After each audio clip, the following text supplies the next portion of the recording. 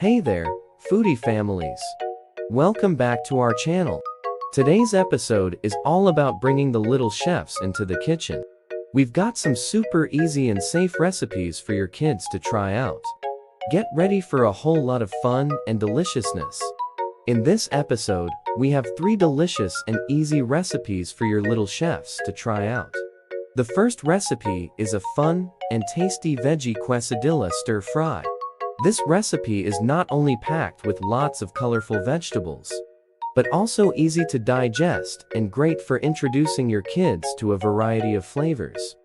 Secondly, we have a scrumptious sweet potato and black bean tacos. These tacos are not only healthy, but also easy to make with just a few ingredients.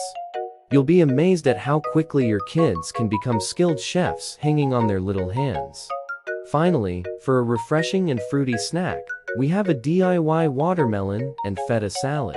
This recipe is perfect for those hot summer days and allows your kids to participate in the preparation process, making it a fun and educational experience. Remember to hit that like button and subscribe to our channel for more fun and tasty recipes. Don't forget to share your culinary adventures with friends and family by using the hashtag LittleChefKitchen. Until next time, stay happy and cook on.